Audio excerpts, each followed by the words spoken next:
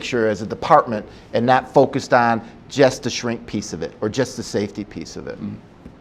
And to get there, I have the team. They're very much a part of developing the program.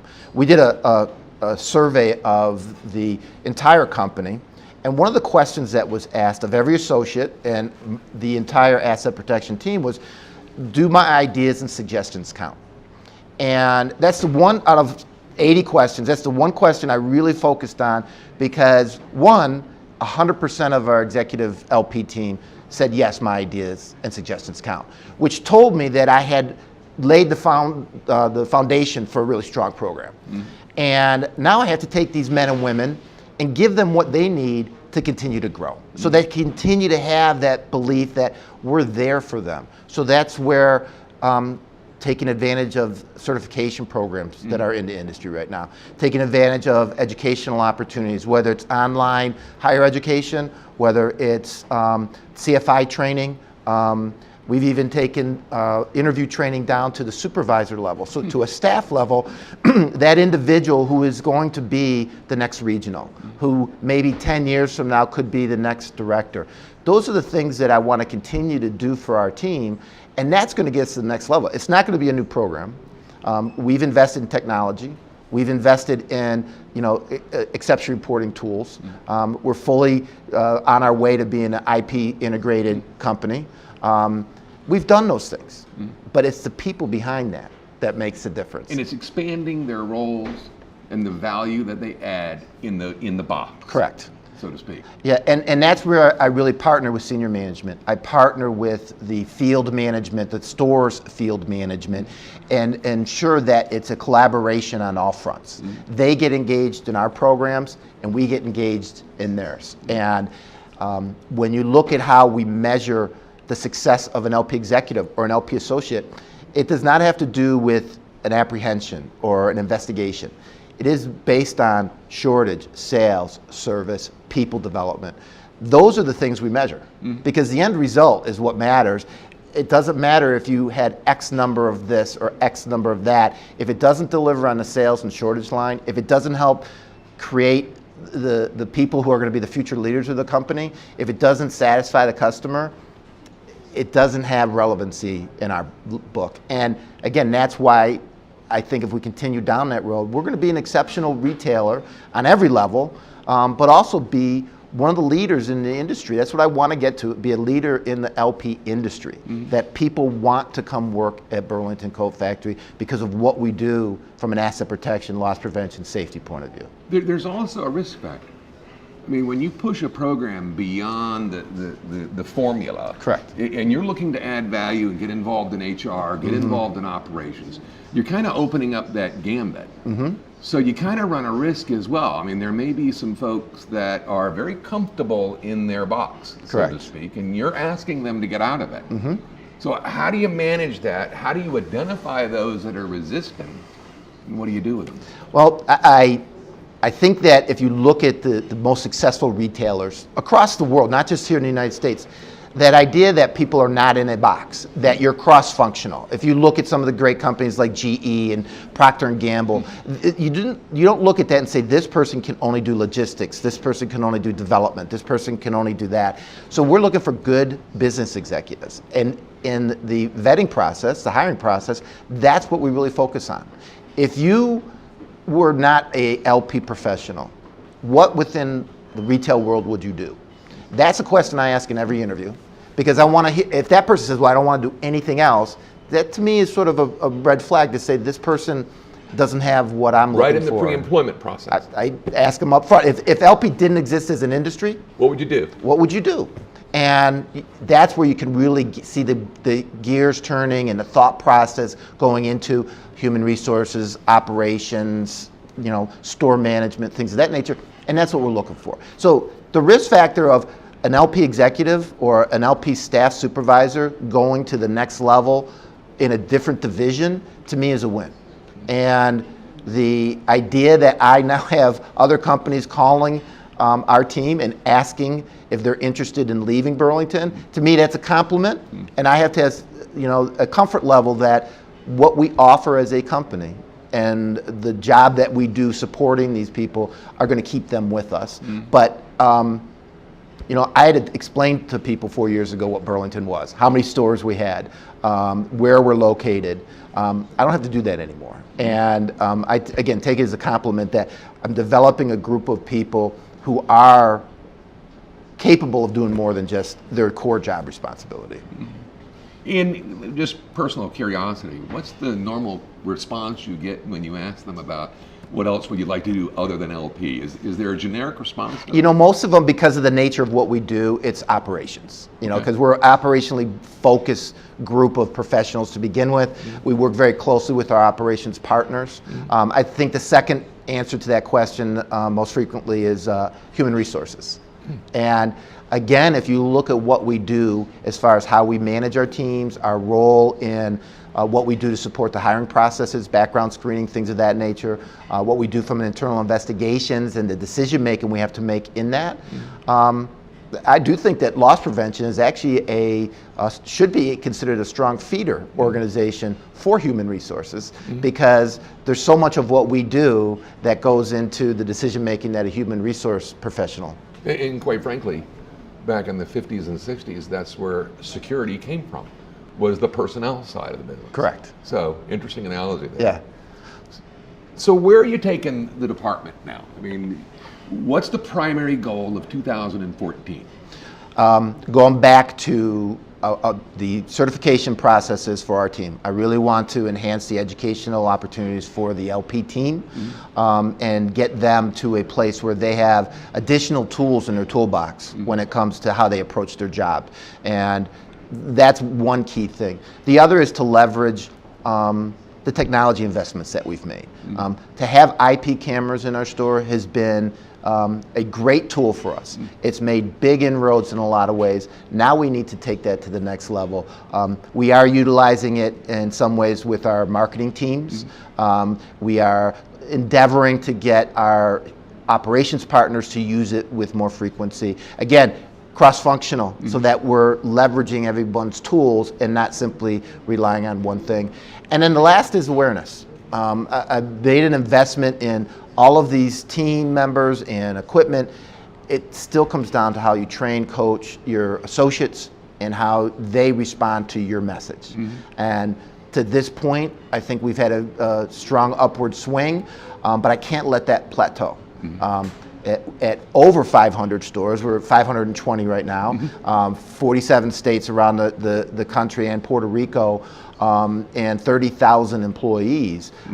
That's a big group of people that I have to engage, and I have to get them to want to help me and help the stores from an asset protection point of view. And we're going to make more investments in the awareness part, the training part, and doing things that get people as excited as they can be for loss prevention and shortage control. Okay, one last question. When you're interviewing a candidate, an LP executive, what do you look for? I look for someone who has that global vision about retail. And when I started almost 30 years ago, LP was LP. It was catching shoplifters, it was auditing, it was taking inventory. I don't think anybody can go into any endeavor within retail and just be focused on one aspect. If you're going to be in operations, you have to have broad vision across all of the divisions. If you're in human resources, you can't just focus on hiring and turnover. And that's what I look for in an LP executive. Are they going to be able to be as engaged on talking about an operational issue, a merchandising focus, a customer service matter during a store visit or in a group meeting, as they are going to be when what we love to do, internal investigations and things of that nature. So I look for that. I look for the good executive, the smart executive, and fortunately I've been able to find quite a few of those since I joined Burlington. Well, congratulations Thank on you. building it. Thank you. And thanks for being here. I appreciate it. Thank you, Gus. And that's it for this episode of LPNN. And with that, I'll turn it back over to Amber and Joe. We are actually live in New York City for the D&D Daily evening event. And we have a phenomenal, fantastic, outstanding session coming up on the new Customers Bill of Rights in New York City, the greatest city of all. So Joe, bring us a preview with your special guest here. Well, thanks a lot, Amber. And today I'm pleased to present our special guest, who you'll be hearing a little bit more from later. But just as a quick teaser, I've got Ted Patrikas, who's the Executive Vice President of the Retail Council of New York State. Ted is an active partner, and I'm going to let him tell you a little bit about his role with the council, and then I'm going to share some thoughts about state associations and their role in the industry. Ted, tell us a little bit about what you do at the Retail Council. Sure. Thank you. It's nice to see you both. Yeah. Thank you for having me. Good to be seen, really. Well, I've been with the Retail Council for 25 years. My title is EVP and Director of Government Relations, which is the fancy way of saying I'm the chief lobbyist. So, I got involved with this particular side of the retail agenda several years ago when we were approached by our member stores to talk about organized retail theft and how can we get a somewhat recalcitrant New York State legislature to approve legislation that makes it easier for loss prevention professionals and asset protection professionals to do their jobs. We've gotten them through one house, but there's always that second house that makes it very difficult. But that's just one of the issues that we work on, obviously, for the merchant community. And we represent everybody as members, from the smallest stores on Main Street right up to the largest stores in the country. And we have an extraordinarily active state legislature. Here in New York City, we have a very active city council. So there's no shortage of issues.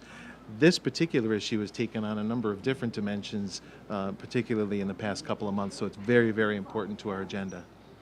Thank you for that. And state associations play an extremely important role across the country, and Ted and I have worked on 2 different organized retail crime conferences since I was with the National Retail Federation and just after I left. And to put state associations in perspective, we've all come familiar with the National Retail Federation and the Retail Industry Leaders Association and Food Marketing Institute. Many people don't either know about or recognize the real power that state associations have working with the local and state legislative bodies on really important initiatives far beyond loss prevention into any number of areas like sales tax and escheatment and other very interesting financial topics that drive the operations and finance people to join the state association, only to find out later there are a lot of other benefits when it comes to loss prevention. Ted, in New York State, you've been really active with online sales tax and streamlined sales tax and some of these big initiatives. And can you give people, what would the LP person want to know about those types of sales tax issues? You're on the front line. Give us a little bit about that. Well, the famous Amazon tax that everybody talks about started right here in little old New York. That was, we refer to that as our baby. To get that click-through nexus law passed, it took quite a bit of work, but we got it. And that's the law that a number of other states are now trying to mimic. And we've had a lot of those. Now, for the LP person, what does this mean? It means that I think our bigger role, far beyond getting things passed, is making sure things don't happen. Because in New York alone, in the course of a 2-year legislative session, you're looking at 15 to 20,000 different pieces of legislation. Unlike Congress, where things take a little while, in a state legislature like New York, you can have a bill introduced today and it'll pass tonight. And so you really have to be quick on your feet. You have to know what's going on. And among the things that we'll be dealing with, I know that we'll be dealing with this year, are some changes to, some proposed changes to the Civil Recovery Act. There have been a few people who have been a little upset about that, so we'll see a bill on that. Certainly, I know that some state legislators from New York City will want to take a good look at how a shoplifting suspect is detained and how long can they be held.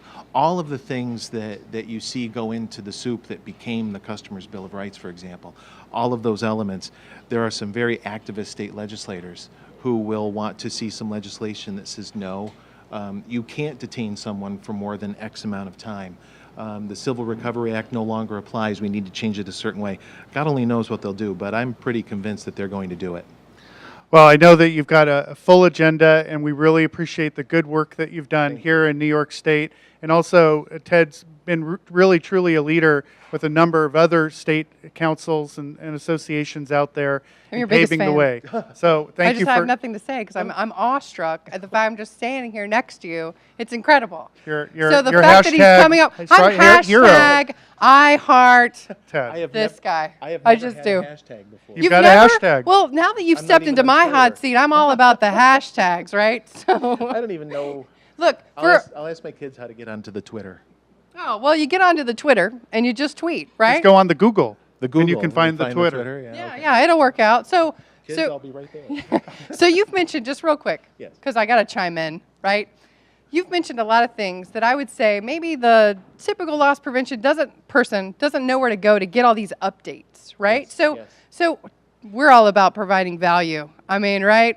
Other than the hashtags, where can a loss prevention professional go to get this information? Well, they can join the Retail Council. I mean, Oh, I didn't know that would be the I just answer. put in an ad. I apologize. But no, we put out, our members know exactly what's going on all the time. I also have a very hard and fast rule, which is I don't send out unnecessary email. But when things A are... rule we all appreciate. Oh, yes. But when things are happening and when a bill looks like it's going to move, I mean, there could be, let's just say, let's pick the issue, 10 civil recovery bills that come out this year. 9 of them probably have no chance of going anywhere. But which one is the scary one? My job is to find out which is the scary one and what we can do to change it. And I let our members know. But it's not a one-way street. Everything that I do is driven entirely by our membership. That's this, the same way that REALA works and NRF and all the trade associations. But we believe very firmly in making sure that every one of our members has a voice. So I have a Twitter handle for you. You ready for this? Oh, I'm ready. @ScaryBills. I like that, right? Ooh. That gets me in Ooh. trouble with the state legislature, though. But I'll do it. What the heck? We are walking the line here. I think, are we ready? Mike is giving me the finally, we're ready to turn it over. Not finally, because I mean, I'm a big fan. We're going to turn it back over to Editor-in-Chief, Publisher Gus Downing.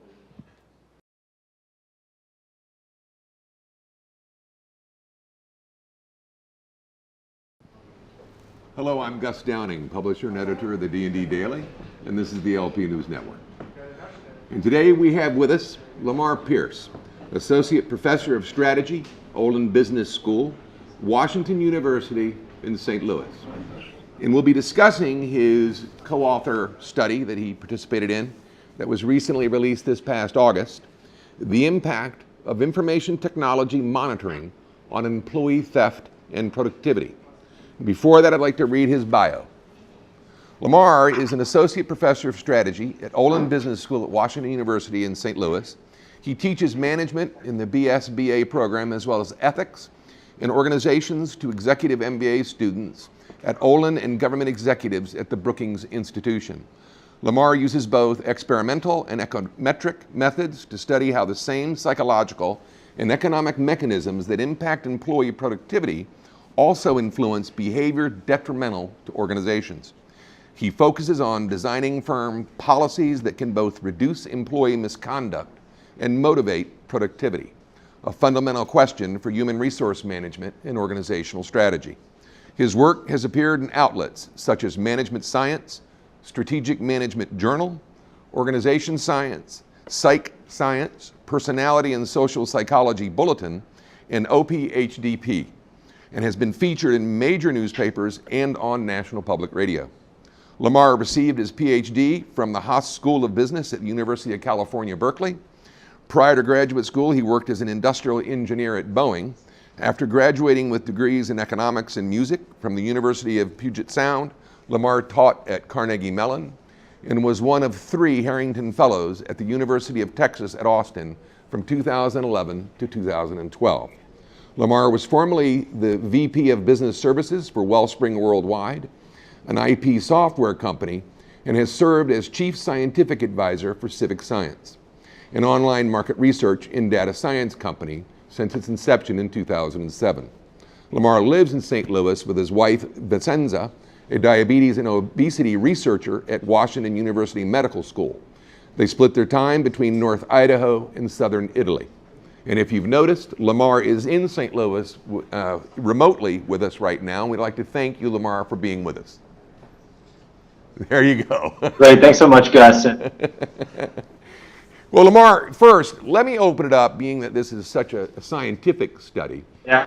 You know, why don't you walk us through the study, if you could, and just give us a good feeling for where you started, what brought you to it, and some of the results. So I study a lot of misconduct, and I study a lot of issues of ethics, but I don't think about misconduct or theft as being a moral or even so much as an ethical issue, as much as I think about it being a firm performance issue and a productivity issue.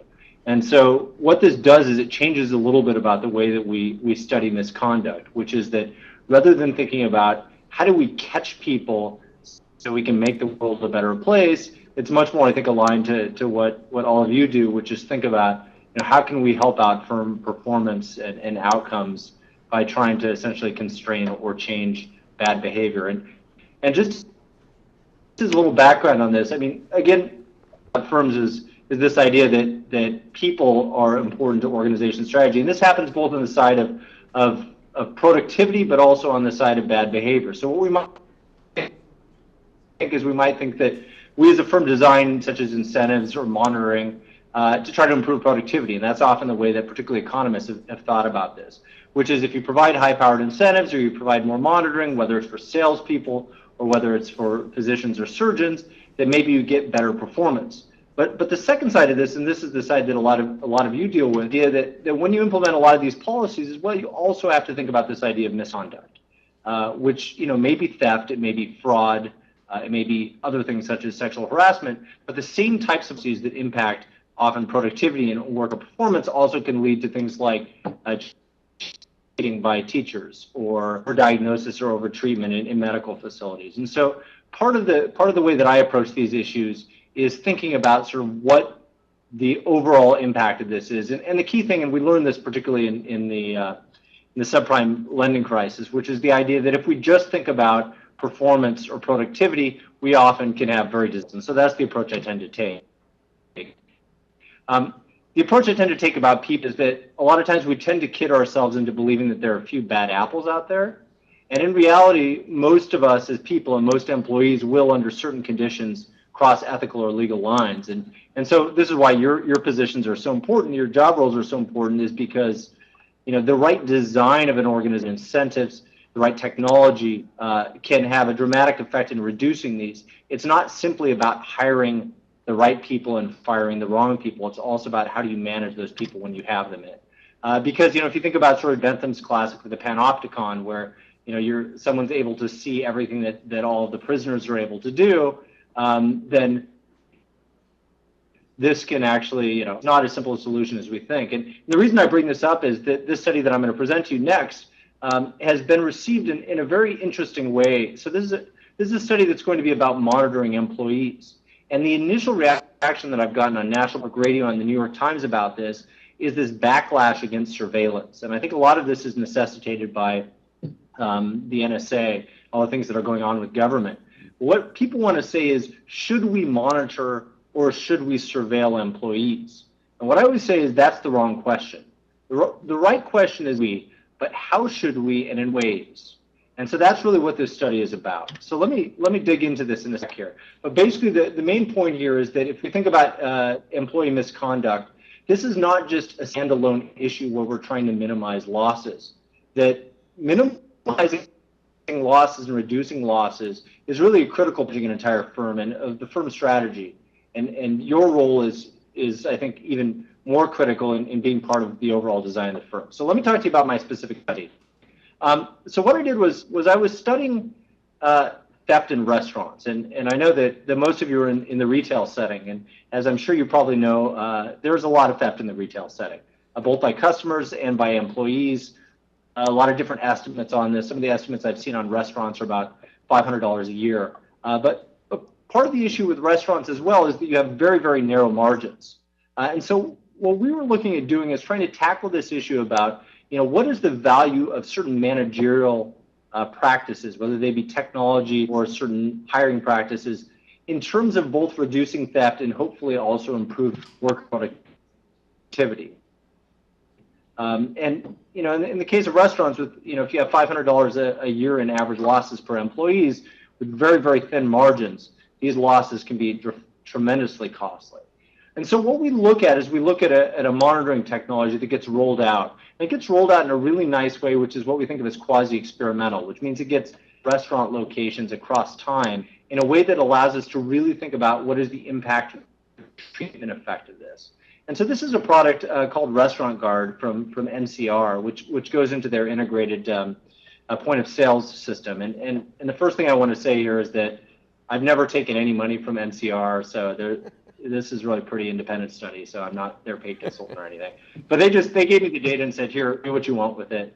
And so what we wanted to do is we wanted to understand what was the impact of this. And so what you might imagine is we got this large data of, in this case, it's going to be 394 restaurants. And what we observe across a period of time is we observe a set of restaurants, these 394 restaurants. We see all of their transactions last time. We see estimates of employee theft on a daily basis. We see sales productivity across all their workers. And what happens is across the time in this data is that when Restaurant Guard gets implemented in a restaurant, what that does is it suddenly allows the management to see, starting at that, who's been stealing from them. And so what that essentially does is it puts them over into a treatment category in a quasi-experimental setting. And across time, this happens to multiple restaurants. And so as time moves on, more and more restaurants get treated with this. That is, they get this technology. And what that does is it allows us to say, what is the difference in the productivity of workers and the amount of theft in those workers before and after the implementation of this product relative to other restaurants? And I'll give you a little bit more detail about this. But the important thing about this, and this is one thing in any act research or policy decision, is what this type of rollout does allows us to actually study causality.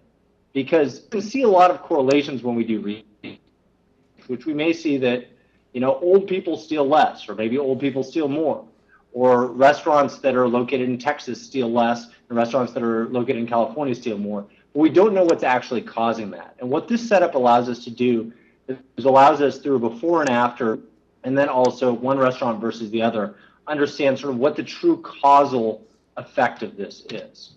And just to give you an idea of what this looks like, because I know you guys use a lot of different methods for monitoring employees.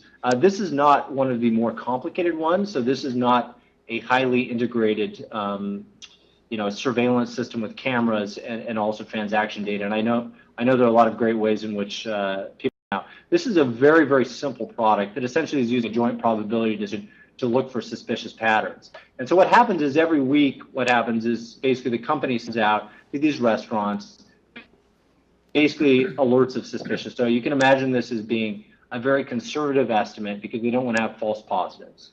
And so they send this out to managers, and they may say, hey, Lamar Pierce stole $84.77 from you, is our rough estimate in here. And then they allow the managers to treat that however they're going to do. And so this is a very, very simple, almost very innocuous product. It's very similar to counting the till. So in no way am I suggesting that this is the best product or the worst product. It is just a simple example of perhaps a minor intervention. And so what happens, and this is important, restaurants split out across the country. So you can see sort of all these locations across 5 chains. And so across time, what happens is these things as they light up, which is hopefully showing up well, is this gets implemented in different places across, this gets rolled out. And this allows us, again, to understand what the difference is in the ones that have now implemented this policy versus the ones that have not. And that's kind of the way that we're going to actually study this. And it ends up being for us in this setting, 394 locations in 38 states. And again, this is 5 chains. So I'm not claiming that this is the way that, or this is the impact that this particular product would have on every single chain, because as I'm sure you're all aware, the impact of any monitoring technology on worker behavior is also intimately tied into a number of other elements, such as compensation systems, the culture the organization does with it when they find this information. But this is what essentially we're looking at, is just kind of an average effect across these 5 chains. And there may be some chains, in fact, where this doesn't end up having this big of an effect. And so, yeah, and you excluded Hawaii and Alaska because that would have been complicated. So what we initially see is we see a observable theft decrease of about $24 a week per location, which is, you know, in one sense, not a huge amount of money. So this is an example here, this figure of one chain, locations, one chain. And this is just kind of showing the before and after trends here. And it's basically just, you know, about a $24 a week per location. Again, a conservative estimate. Not a huge amount of money, but if you know anything about the margins on restaurants, it still matters in terms of profitability. What we see that's really fascinating, however, is when this gets implemented, we see a tremendous jump in sales productivity. And what we see is almost $3,000 a week per location, which in this case is about 6 to 7% in terms of total revenue. So this is essentially the equivalent of selling an extra dessert beer to a customer. And actually not to every customer, but if you have a table of four, this is about the equivalent of, in these type of sort of table service restaurants, of selling somebody at that table an extra beer. So you can imagine cases where restaurant workers actually are able to sell an extra item and try to bump up the revenue. And I'll talk a little bit about why we think we see this. We see this particularly in drink revenue. And the reason why drink revenue is so important, and we see an effect of about $930 a week, is that, you know, if you know anything about restaurants, you know that that's where the money is. It's that there are about 80% margin profits that's coming in. And again, these are not substantial increases. These are, from a standpoint of believability, these are issues of, you know, selling to every 3 or 4 tables an extra beer. So you can imagine this is the case if, you know, if someone's an excellent server working very hard at it.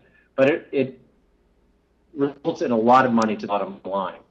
And you can see the same thing that happens as well to tip percentage. So if you think that tip percentage is a measure of customer service, what we see is an increase in percentage of about 0.3%, which seems really small, but it's actually really hard to move your average tip percentage up 0.3%. And so the net effective for workers, and this is the critical issue here, is you can get a sense of the profit for the firm, which is, you know, likely some estimate around 25% increase in profit. But the net impact for a worker actually ends up being almost an additional $1 per hour in tip-based wages. And that's kind of the critical element here, is that by cutting down for workers to steal, what it appears to be doing is it appears to be motivating them to increase their sales to replace that income with tips. We can't say for sure that that's exactly the mechanisms that's happening. There may also be some bump based on, you know, non-thieves being more motivated by essentially management cracking down on thieves. But one of the other remarkable things that we see in this study is we see that if you look at sort of at the average work level, you see an average decrease, and this is just a distribution of hourly theft losses per worker. And you can see that the dark line, which is post-treatment or after implementation, versus the dashed line, the pre-treatment, you can see that this all shifts to the left. And again, what we think about is sort of the area under this as being sort of the total. If you look at sales productivity, you see a pretty dramatic shift to the right. This is total check revenue per hour, so you can see it shifts almost up to $90 per hour. Drink sales as well shifts up, tip percentage a little bit as well. So you can see that the workers are getting better. And what this also suggests is that what this policy is doing is it's not replacing bad workers with good workers. It's taking the existing workers that are there and changing their behavior. And in fact, if we look at sort of what we don't observe is we don't see managers using this tool to fire a lot of people. And having interviewed a bunch of managers on this, most of them used it in the following way. Rather than sort of waiting and playing gotcha, what they did is they basically implemented a technology that allowed managers to tell employees, and they didn't actually have to directly tell every employee, they just kind of leak it to the workers, and the workers, of course, all talk amongst themselves, but to tell them, hey, you know, we have this new tool, it's going to allow us to find out if you're stealing, and so that you aren't stealing. But if somebody were to actually steal, we're going to find out about it. And this simple sort of intervention allows workers to not feel accused, not be intervened with, and it simply sort of gives them a warning. And we actually see fewer and fewer people actually leaving the firm. And so what this tends to indicate is the restaurant's doing better, sorry, the workers are doing better, and this is actually a pretty innocuous action. Now, a couple other points that I wanted to make about this. So one of the takeaways I think from this is that in fact, if you think about changing misconduct such as theft, that you have to also think about the implications toward, in this case, what's nice about restaurants is because there's this pay for performance element. If you take away income from theft, they have a way to make that up that actually helps the firm through additional sales. And so this is actually kind of a win-win situation here for the firm. You reduce losses, but it's not just about reducing losses, it's also about increased sales productivity. But the other important thing that I think comes away from this, and this gets back again to this debate, because I've gotten a lot of interesting posts on websites about this, where people have said, how dare you accuse workers of stealing? That's not very nice of you. And they say, surveillance is bad, monitoring is bad. We should just, inspire workers to greatness. And part of the point that I make back to this is that the key here, and this is actually a picture of the Panopticon, which was actually built in the only place you might imagine it built it, which is Cuba, which is an interesting prison. But but it's this idea that the key in reducing a lot of theft is, or stopping terrorism or whatever you want to think about it. It's not about whether or not you should surveil or whether you should monitor, but it's about what is the right level of monitoring, what is the right type, and how do you communicate that to employees. And that's going to be different for every organization, obviously. And this is why someone like me doesn't stand here and tell you what the right level and type of monitoring for all of your organizations are, because obviously you probably have a better sense about that than I do. But what it does say is it says that what we need to do is we need to change that debate about employee monitoring from being an issue of, is monitoring or surveillance an invasion of, what are sort of justifications and the reasons behind this? Why do we think this is important? Whether it's stopping terrorism, or whether it's making the organization perform better, or whether it's being fair to honest employees, and communicate to employees sort of why this is successful. Because I really think the key to a lot of this very simple technological intervention that we saw here was really about the fact that managers very rarely came out, directly accused people, and directly fired employees. No, hey, look, the game's changed. We know you aren't people, but we just want you to know that, as long as you play fair with us, we're going to play fair with you. And so that gives a pretty good description, I think, of the study. I'm certainly open to questions. I'd love to answer them, or if you have suggestions for me or thoughts on directions of inquiry, that it's always great for me to learn from industry people. Thanks, Lamar. Is there a way you can give us a brief highlight of the findings of the couple of major points, as you mentioned in your conclusion, as opposed to me reading this? I mean, there's some significant findings that you had. Yeah, absolutely. And like I had in the slides, I think one of the significant findings is that you implement technologies. You see about a 20%, at least in this setting, a 20% decrease in theft. And remember, this is a very, very innocuous setting. So this is not even putting cameras up. This is a very simple sort of alert system. But more importantly, what you see is a 6% increase in productivity, which is largely dependent on the competence. You see about, at least on RS, about a 20 to 25% increase in inputs at the organizational level, at the individual location level, and you see an improvement in customer service. And finally, the other key element here is it's not necessary to fire people to get these gains. The solution is not to replace bad apples with good apples, but rather to set up a system where employees can succeed.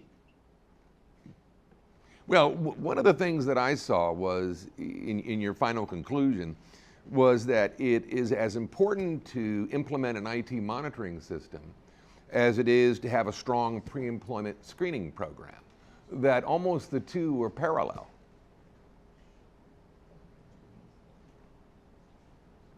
Yeah, no, I think that's a really, I think traditionally, human resources have focused on this idea that there are bad employees and there are good employees. If we can just find who the bad employees are and screen them out, that's going to solve all the problems we have. And one of the things that I've learned from broadly studying misconduct and ethics is that the vast majority of people, if you set them up to fail, will fail. And so you can't screen out the 80% of the population that has the capability to do wrong. So a critical part of this, and perhaps even a more important process part of this, is taking the employees that you have and through a system of providing the right incentives and the right monitoring and information and management practices to set them up to succeed. And that's a lot of what I know you in the room do, which is this idea that, essentially working with the employees you have rather than just thinking about this as a hiring and firing process. Ed Wolf with WG Security Products. Do you have any questions? Yeah, Dr. Pierce, what percentage of the restaurants told their associates ahead of time that when they implemented the monitoring system? So I actually don't know that because we weren't allowed to go through and actually survey all of the people that participated in this. There were a few chains and a few locations that sort of essentially we didn't know what the chains were. So basically the NCR sort of made contacts for us and some of the restaurants allowed us to sort of talk to their managers. All of the managers that we talked to essentially leaked it. And in some cases they did this in a group meeting, but a lot of the time what they did actually would tell one sort of influential employee and let it spill out across the other. But I wish we could go through and do a comprehensive survey to find out exact management practices where they made this effective. So I just don't know that from the data exactly. But you saw a 20% improvement in loss. Yeah, we saw about a 20%, and we think that's a conservative estimate because the way that loss is being backed out here is, and you guys know that it's always hard to figure out what the true level of loss is. Unless you're really looking at all of the inventory systems and everything. The way, essentially what they're determining as loss is things that they are with essentially 95% confidence sure is cash theft. And because this is revenue theft rather than inventory theft, you don't know all of the revenue that was coming in. So it's a very conservative estimate of the actual amount. But if you assume that the amount is actually reflective percentage that you actually. And you made a comment about a 67% increase in productivity on the part of the 22,000 employees that you surveyed. No, sorry. It's about a 627. Okay, got it. So sorry, we're on the internet. 647%. Certainly. Yeah, 67 would be pretty impressive. So a 627% increase. But again, remember, in restaurants, like the margins are so thin, and so many of these sales, like the drink sales, are pure profits. That what that ends up being is a 20 to 25% increase in profits. Significant. Any more questions? No. I think what it does bring out, though, it makes it very clear that in a very successful, effective loss prevention organization, you do need a lot of different planks of your program. Certainly one is background screening, then you do some POS monitoring, and then the other steps of whether you want to monitor them on closed circuit TV or not. But it does make it very clear that point of sale monitoring, as a lot of us know, has been effective for years. And not only reduces theft, but increases productivity on the part of the employees, which has a bottom line effect for the entire company. Well, Lamar, I want to thank you for being with us today, and I appreciate you taking the time. Thank you, folks. Okay, great. Thanks so much, guys. I appreciate it. Thank you, everyone. Thank you. I want to thank you for being here, and that's it for this session of the LPNN, and I'll turn it back to Amber and Joe. Thank you. Welcome back, live from NYC. It's Here the we are. D&D Daily. Amber and Joe LaRocca co-emceeing a phenomenal night in New York City, huh? It's been a lot of fun. It's been fun. Have you had fun? Hashtag we've had a blast. Now it's old. I can officially say that joke is old. I'm done with Twitter for I'm today. done with it. At Amber Virgillo, follow me. Sorry. Okay, so are you going to let us know if you just tuned in, Joe, are you going to tell them what you missed? Absolutely. We've had a really incredible day with some great sessions, a few that you haven't seen on the Loss Prevention News Network yet. So what I'd like to do is share a few names with you. before we went live today, we had the privilege of interviewing Joe Malone from Security Resources, Nicholas Cahill from Khalil. Khalil from Check View Services. Thank you. Sorry. This is why they bring two of us, because Yeah. one of us is going to mess it up. You never know. You never know. Greg DiTardo Yes, from we New got that Tech one. National and Ed Wolf from WG Security Products. Also, there's been a number of great sessions, starting off with Scott Sanford from Barnes & Noble talking about organized retail crime. I can't miss. Jim D'Arcy, Vice President of Loss Prevention with AMP Markets. Bobby Sorensen from Bed Bath & Beyond. Carol Lehman with Exonify. Jackie Anderson with Axis Retail. Jim Connolly with Burlington Stores. We got it Hey! right. Ticker symbol BURL. Professor Lamar Pierce, who was just live streaming. Now What a- that was cool. was Wasn't really that cool? cool. It I was- think that's another industry first. it is really It's an industry history first. like crazy up and it- in here. And it's just as much fun to watch all of these as it is to Yeah. moderate these So they segments should in be between. here. Of course. They should be here next year in NYC. Mark your calendars. That's right. But we have one more segment. We do. Ted Patricus from the Retail Council of New York, moderated by Gus Downing, Editor-in-Chief of the D&D Daily. Gus Downing, here he Gus is in Downing's the flesh. here. Come Gus, on in come here. on in here. Come on in here. Hey, folks. Gus, thank you so much for this event. It's really an industry first. You've done such a nice job with this. I know, Amber, How does it feel knocking it out of the park? I don't know about that. I'm still on base. He's still got one more to go. There you go. we know you need to get back, but we wanted to take this opportunity to both thank you for the opportunity to be here for this entire event. We're both really looking forward to dinner tonight. Thank you. And you've really done a great job in the industry and tonight especially. Thank you. And as an innovator, truly, first in the industry. And I wanted to thank the both of you for taking the time to do such a great job. Yeah. I appreciate it. And thank all of you for watching. And All you'll the be viewers. seeing all of these episodes over the next 12 months. Thanks. And we also wanted to thank our sponsors, right? I mean, what good host wouldn't thank our sponsors? That's crazy. So we're going to give it out to you. Apris, thank you so much. Axis Cameras, Exonify, Bass Security, LPI, New Tech National, Verint, almost done, Security Resources, WG, Verisk Retail, and my all-time favorite, Checkview Corporation. Take a breath. Okay. So I know we're gearing up for our next session, which will be very interesting. The Retail Council of New York, you just met Ted Patricus a few minutes ago. Which is at Scary Security Bills, At right? Scary We made Security him a new Bills. Twitter handle. He is looking forward to running home and creating a Twitter account now. So I think What's your Twitter account? LaRocca J. LaRocca J. Everything's Tweet LaRocca us, J. right? You can tweet me, friend me, link me. Only nice Right? stuff, though. Only We don't nice want. We stuff. don't want to hear from the Yeah, haters. please stop blowing up my phone. Photo bombing all day today. What's up with that? So we're thrilled to be here. We've got one more session and then a great dinner planned this evening. And for those of you that have not been to New York City for the National Retail Federation's big show, they have an exhibit hall full of incredible new technology that will be rolling out in the retail industry over the next 2 or 3 years. This is where you can come and do some intelligence gathering about what your CIOs, CFOs, CEOs are learning. They're all here. They're all here, what they're watching in terms of new technology. And of course, it doesn't hurt to be here when there's news rolling out every day about retail sales results, the holidays, bad weather. It's the center of the universe. It's the center of the universe.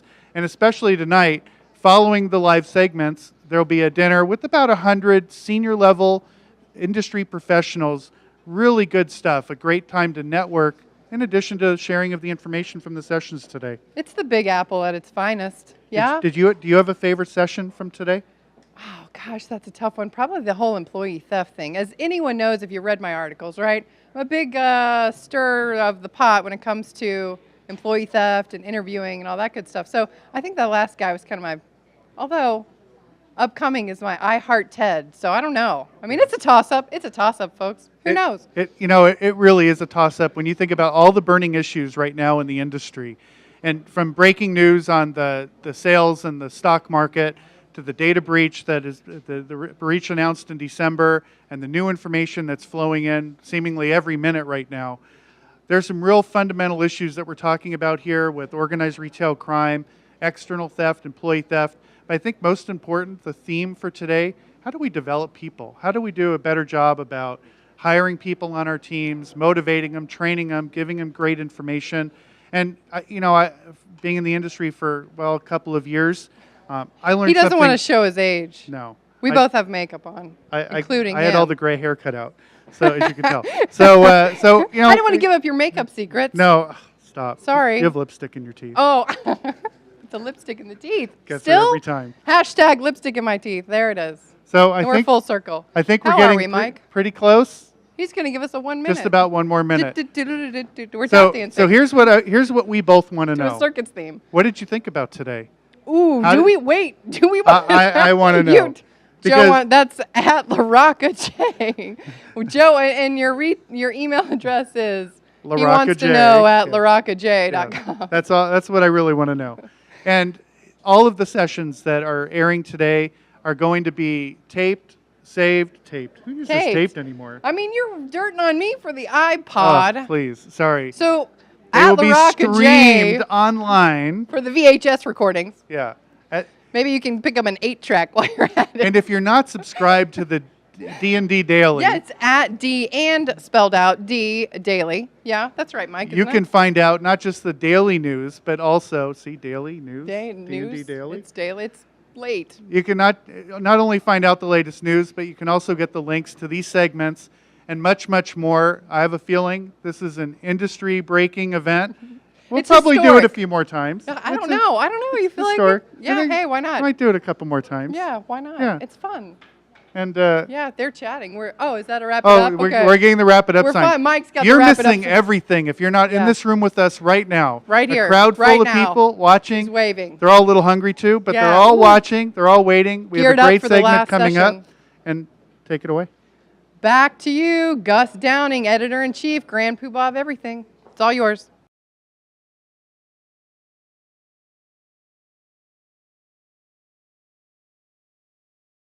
Hi, I'm Gus Downing, publisher and editor of the D&D Daily, and this is the LP News Network. And we're here today with Ted Petrikis, the Executive Vice President and Director of Government Relations at the Retail Council of New York State.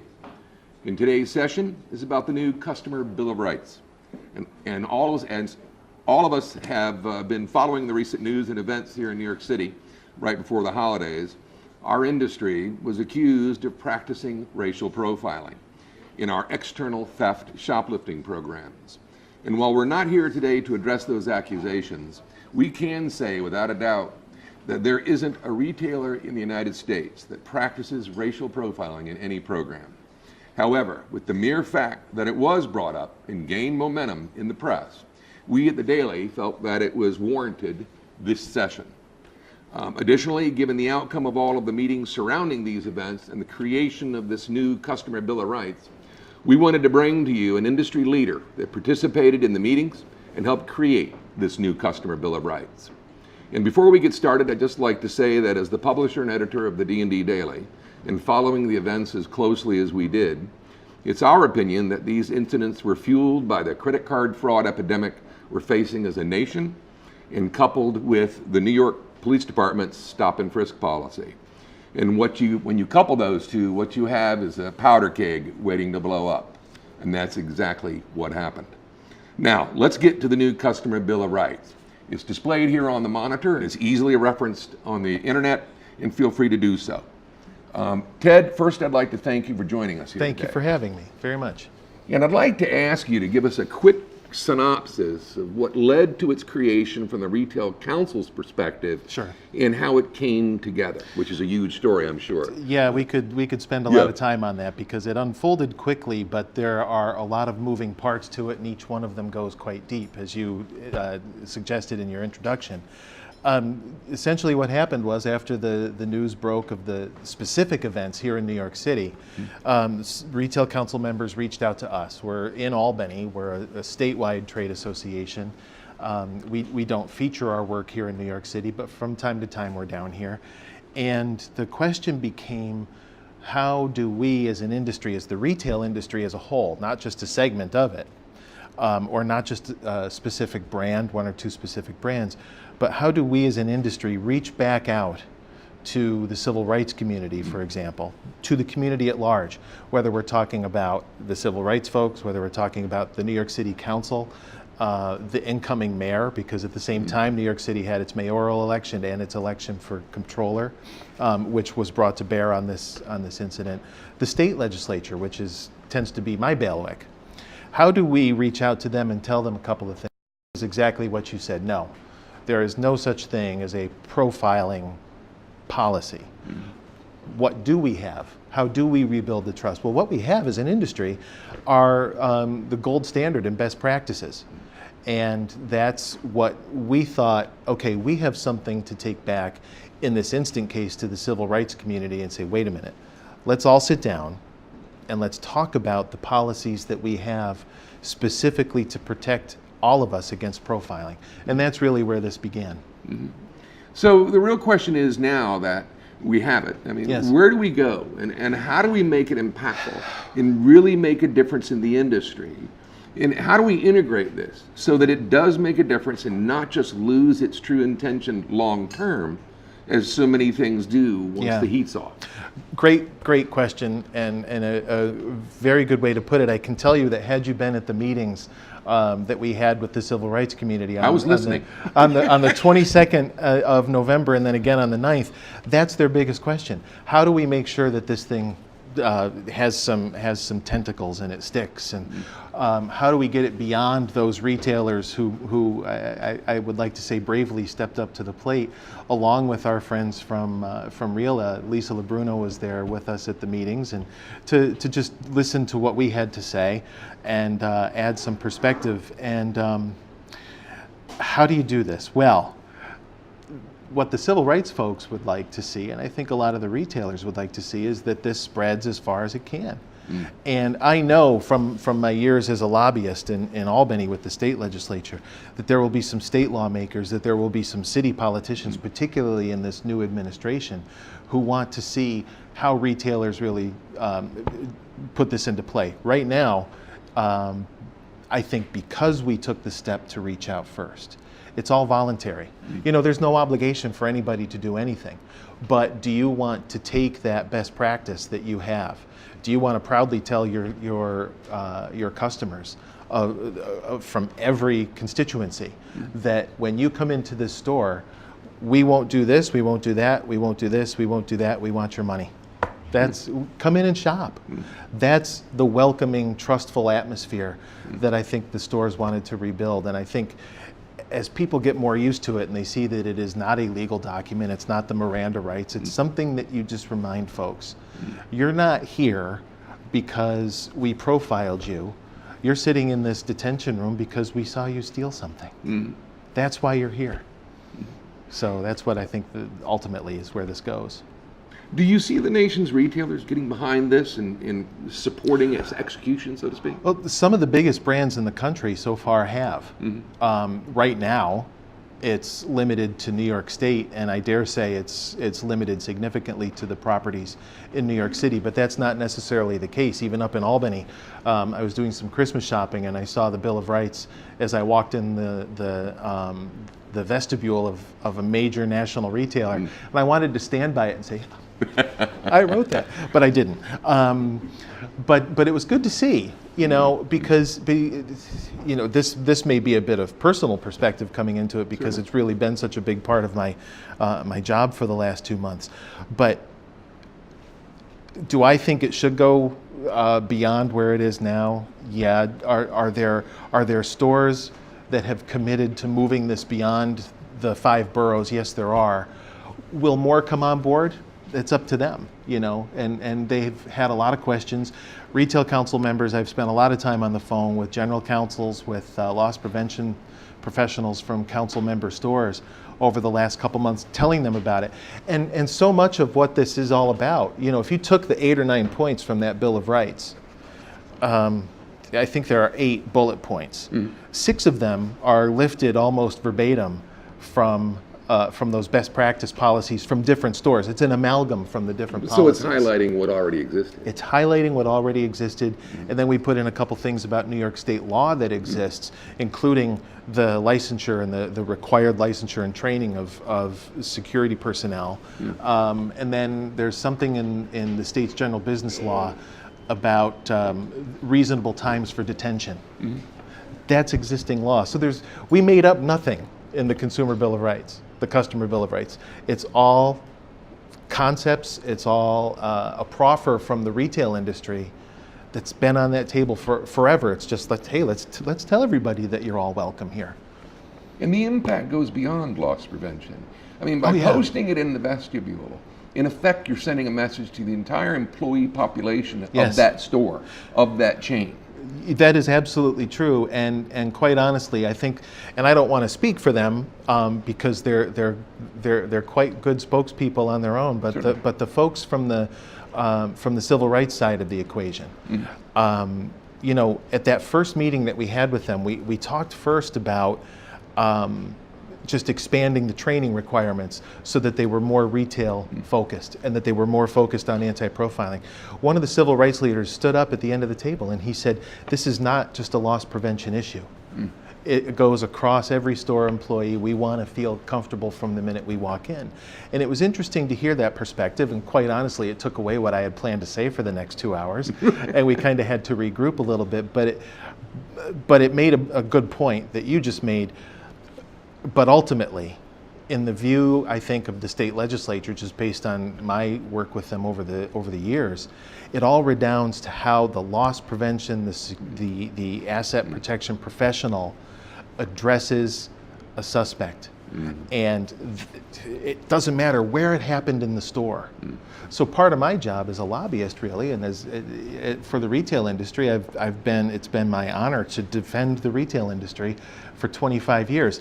Now I'm working to defend this segment of it because it's reputational, where you start talking about, well, if it happened in this store, quite honestly, it could happen in any store. So the brand, it doesn't matter.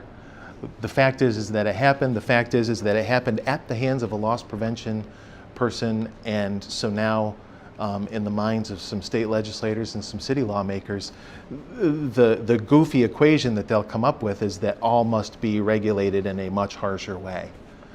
My job will be to make sure that those regulations are fair, that they don't happen. I think it's already a fairly well-regulated industry in the state of New York.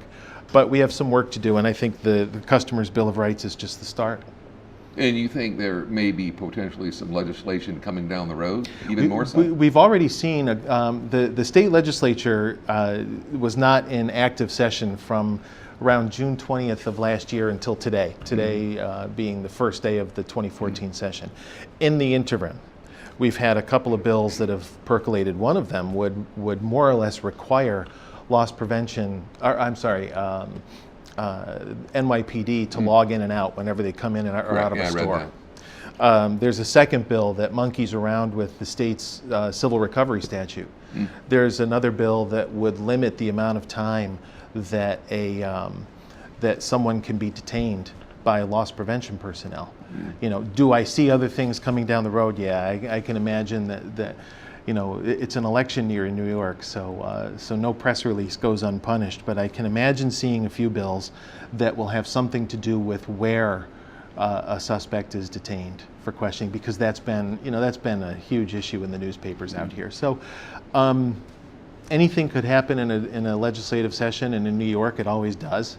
You know, I'm comforted by the fact that we're down 10 legislators right now because several of them are, you know, under investigation themselves. So we'll have a few things to talk about, but it could be an active session on this very issue. The Customer Bill of Rights is an early defense against it. And what is your opinion, although that's not really your arena, but what is your opinion of NYPD stop and frisk? I mean, with a new mayor, these issues right before the holidays, I mean, is there any discussion about that? Is the new mayor talking about it? I have no. That's way out of my league. 3 months ago, this whole issue was somewhat out of my league. I was very good on organized retail theft, but that was about it. If you That's had said another to me- question for you, by Oh, the way. we'll get there. But to your point, I don't know what he's going to do. What I do know is that on December 9th, when we had our press conference with Reverend Sharpton, with Mark Morial, with Scott Stringer, who's the city's new comptroller, and that's a citywide seat with quite a bit of authority. All three of them said that we will be having a meeting with Commissioner Bratton. So I said to one of them on the way out, do you think we should have asked him first if we could have this meeting? And they all nodded and laughed and said, Has he started yet? He'll meet with us. I believe he has, or he started. I don't know. I don't know the answer And to wasn't that. he associated with Giuliani's Yes, he was. But here he is back in New broken York. window theory?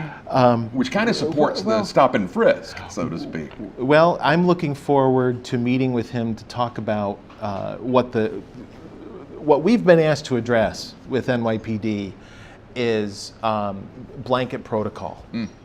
You know, but what our job from the Retail Council's perspective will be is to remind everybody, whether you're talking about the civil rights community or a state legislator or a city lawmaker, is that no two stores are alike. No two stores can follow the same protocol for their relationship with law enforcement from any agency, whether you're talking about a city, a state, a federal agency, whatever it is. No two stores in a single chain can really follow the same protocol because the address of the store is going to say everything about how they deal with the police, and those are things that need to be kept proprietary. Are we as an industry willing to have a more global conversation about hearing the wish list about what people would? Sure, I'll listen to anything. But at that point, it becomes our job to sort of filter that through and say, okay, thank you. Here's what's possible. Here's what's pie in the sky. And here, we're not even going to think about that as pie. We're going to think about it as there at that initial volunteer group, at the initial table of guinea pigs, but they were all voluntary. As they came on, I do think, ultimately, do I see this gaining more traction? Yes. So if I'm an LP professional at a store that didn't sign on to this, that doesn't have this thing posted on the wall, Retail Council members are free to call me at any time, and I can answer any questions that they have about its genesis, about why, what does this mean, do I have any legal responsibilities? Not a lawyer, but this isn't a legal document. So there's nothing in stone on this thing. In fact, one of the points that we've raised with our friends on the civil rights side is that this has to be a living and breathing document. If they want to see this go national, which I think is on their list, then they have to understand that portions of it are New York specific. Portions of it will need to be changed, and I'm pretty confident that we can have those discussions. So one last question. Yes. When does New York pass an ORC law? How close are we? We have gotten it through the Senate every year for the past 3 years. And actually what we did was we split it, I think, into 6 different bills. We had that one giant bill. Giant omnibus bill in New York State is not going to happen. We are up against a really, really tough battle in one of our 2 houses. The state Senate has been a real partner on this thing. They've understood the depth and the breadth and the seriousness, not just to the retailer, but more importantly, and this is how we've established it, this is a consumer protection issue first. It's a state tax issue second. It's a retailer's issue third. And the Senate has been very welcoming of that, and we've gotten some, all 6 or 7 of the bills in the package have passed. In the state assembly, it's an entirely different kettle of fish. They look at things. It's very hard to get a new crime passed through the Senate or through the assembly. I'm sorry. One of the bills, and I don't think I'm saying anything I shouldn't say. One of the bills has to do with increased penalties for theft through an emergency exit. And I honestly thought that last year we had a very good chance of getting that bill passed. A member of the assembly pulled me in to his office just before the session ended, and he said, what I'm worried about is that you want to charge a felony to the scared 10-year-old who stole a Three Musketeers bar and ran out the emergency exit. As you can tell, I'm rarely speechless. Yeah, that's a good response. I didn't quite know what to say, and then I just looked at him and I said, that's exactly what we want to do. Come on, Assemblyman. But you know what? New York State does not move very quickly, and I think with every year we are chipping away at this idea that ORC is not shoplifting is not ORC, the breadth of the problem. Did the incidents of the last couple of months put a stake in the progress? Yeah, I think it did. And I think the biggest reason that the Retail Council got on board as quickly and as fervently as we have is to continue the momentum forward so that we can continue to move our ORC and our LP agenda forward on behalf of our members, and yet respond constructively, proactively, and I hope cooperatively with the civil rights community to show that we have a lot to show. We have a great story as an industry to tell, and I think the Customer's Bill of Rights is a really tangible way to do that. Fantastic. Great. Ted, thanks for being with us. It's a pleasure. Thank you for having us. That's it for this session of the LPNN, and I'd like to thank you for watching. And to wrap it up, we have Joe and Amber. Thank you. Hi, this is Joe. Welcome back. And Amber. And Amber, Live from New York. It's City, been the D&D tonight. Daily. Okay, we can't end on that. We can't. It's been No, a I don't think we phenomenal can. show. It's been historic in every detail, except our intro and outro. No, right, Okay, we're exactly. going to do Ready? this. Ready? One, 1, 2, two, 3. three. It's live from New York. It's been the D&D Daily. Thanks for watching. Good night, everybody. Good night, everybody.